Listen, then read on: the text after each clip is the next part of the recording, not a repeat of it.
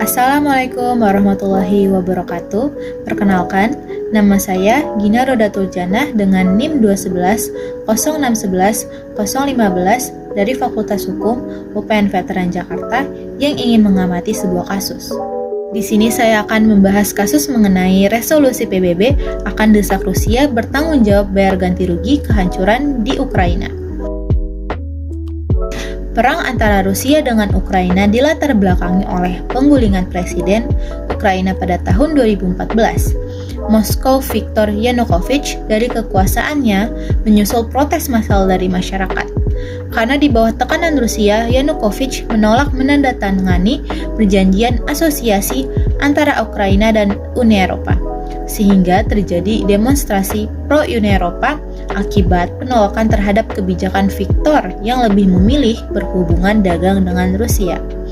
Pelengseran Viktor menyebabkan konflik pada pemerintahan Ukraina hingga terbagi menjadi dua golongan, yaitu golongan pro-Uni Eropa dan golongan pro-Rusia. Lalu Majelis Umum PBB dikabarkan sudah mengeluarkan resolusi yang menyerukan Rusia untuk membayar ganti rugi ke Ukraina atas kehancuran yang mereka sebabkan selama melancarkan operasi militer tersebut.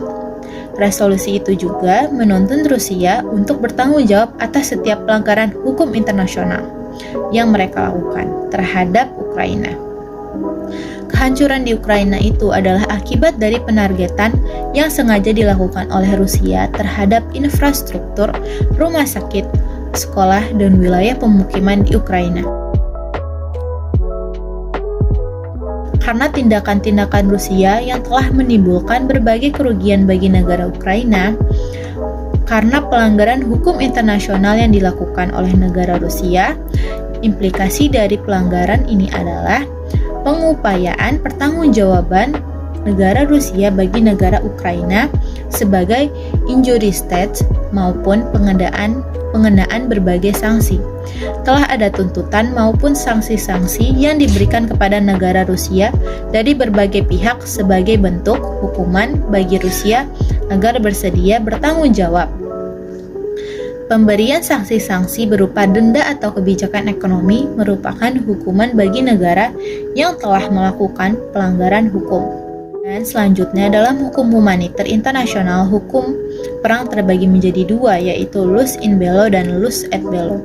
Sebagaimana pasal 2 ayat 4 dalam Piagam PBB mengenai penggunaan kekerasan terhadap integritas teritorial atau kemerdekaan politik negara manapun, atau dengan cara yang lain yang tidak sesuai dengan tujuan PBB. Selanjutnya telah terjadi sebuah pelanggaran HAM berat yang terjadi antara Rusia ke Ukraina. Intervensi militer Rusia ke Ukraina melanggar beberapa ketentuan hukum internasional, yaitu pasal 2 ayat 4 Piagam PBB tentang larangan penggunaan kekerasan. Tindakan intervensi oleh Rusia ini menimbulkan berbagai akibat yang merugikan bagi Ukraina.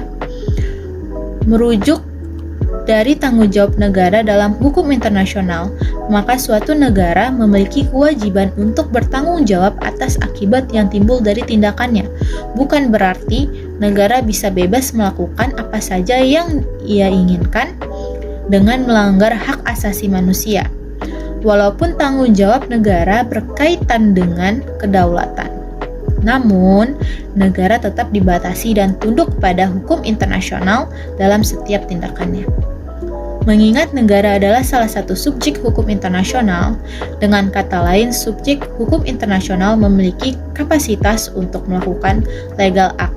Maksudnya yaitu bisa menuntut dan dituntut, karena dalam setiap tindakannya di internasional memungkinkan adanya tindakan melawan hukum, karena tidak mematuhi kewajiban internasionalnya untuk berbuat sesuatu atau tidak berbuat sesuatu berdasarkan hukum internasional.